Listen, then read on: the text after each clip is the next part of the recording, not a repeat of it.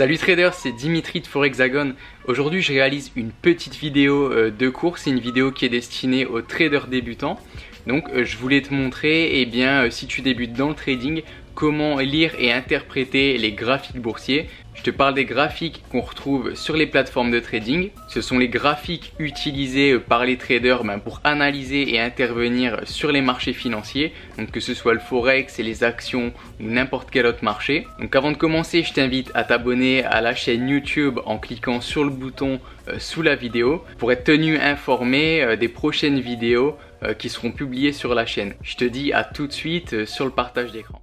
Ici, tu peux voir que je suis connecté sur la plateforme en ligne du broker eToro. Ce n'est pas une plateforme de trading que tu peux télécharger. Elle est accessible directement en ligne depuis ton navigateur internet. Dans le cas présent, j'utilise Google Chrome, mais tu peux très bien utiliser Safari ou encore Firefox si c'est ton navigateur favori. Sur la plateforme eToro, tu as un onglet marché. Donc, je vais cliquer dessus. Si tu veux cet onglet, il va regrouper les différents marchés financiers sur lesquels tu as la possibilité d'investir sur la hausse ou la baisse du cours. Tu as des centaines de marchés sur eToro. Tu as d'abord les crypto-monnaies, les ETF, les actions, les indices boursiers, les matières premières, mais aussi les devises forex. Au même titre que la majorité des traders particuliers et professionnels qui utilisent également ce type de graphique. Alors le premier type de graphique dont on va parler, c'est le graphique en ligne. Donc, tu as un aperçu de ce type de graphique à l'écran. En fait, c'est un graphique qui va se tracer par rapport à chaque clôture. Ici, j'ai un graphique en unité de temps M30, c'est-à-dire que toutes les 30 minutes, le graphique va se tracer d'une ligne supplémentaire par rapport au prix du marché à l'issue des 30 minutes. Par exemple, ici, le cours se cherche et le tracé n'est pas définitif. Il s'agit de la période qui s'étale de 10h à 10h30. Donc actuellement, il n'est pas encore 10h30 et à 10h30, le tracé de cette ligne sera définitif. Puis toutes les 30 minutes, la ligne va se tracer. Ensuite, on a les graphiques en barre. La représentation ici, elle est différente du graphique en ligne. On va avoir davantage d'informations relatives à l'évolution du cours.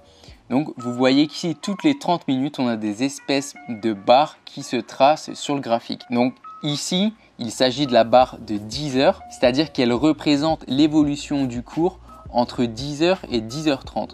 Donc la petite, je vais zoomer un petit peu, la petite barre horizontale à gauche, elle symbolise le prix d'ouverture de la barre, c'est-à-dire le prix à 10 heures précises. La petite barre à droite va représenter le prix de clôture, c'est-à-dire le prix à 10h30. Le point haut de la barre, il représente le plus haut atteint par le cours entre 10h et 10h30. Puis le point bas va représenter le point le plus bas atteint par le cours entre 10h et 10h30. Donc voilà les 4 données fournies par le graphique en barre. Puis on a un troisième type de graphique.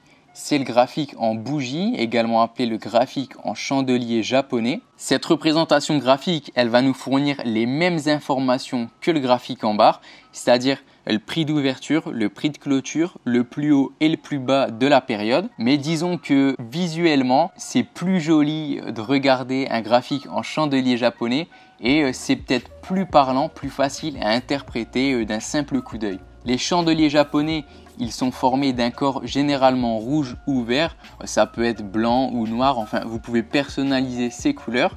Mais généralement, on va dire qu'un chandelier japonais vert représente une évolution du cours à la hausse, alors qu'un chandelier japonais rouge va représenter un cours qui a tendance à diminuer. Cette première extrémité, elle représente le cours d'ouverture de la période. L'extrémité haute, elle représente ici le cours de clôture. Et comme pour le graphique en barre, le point bas de la mèche va représenter le plus bas atteint par le cours lors de la période. Et le point haut de la mèche supérieure va représenter le point le plus haut atteint par le cours lors de la période concernée. Donc maintenant, quel graphique utiliser en trading? Personnellement, c'est le graphique que j'utilise dans mon trading au quotidien. Tu as pu le voir dans mes vidéos de profil par exemple.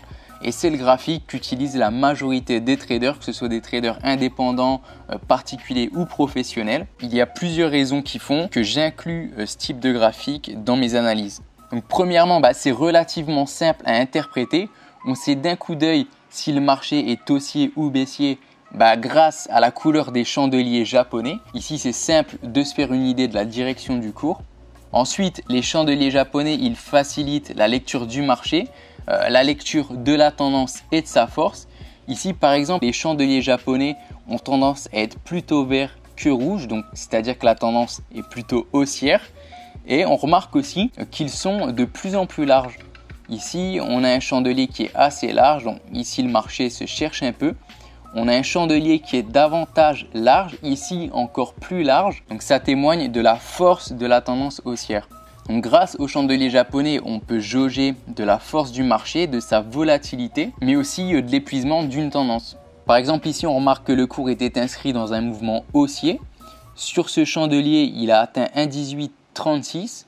Puis il a brutalement chuté, donc on a une large mèche haussière, ce qui nous indique un épuisement potentiel de la tendance. Après, il existe comme ça de nombreuses configurations graphiques en chandelier japonais. Elles sont facilement repérables sur les graphiques. Je vous invite à jeter un œil sur Forexagon au 11e chapitre des cours qui traite des chandeliers japonais et des motifs.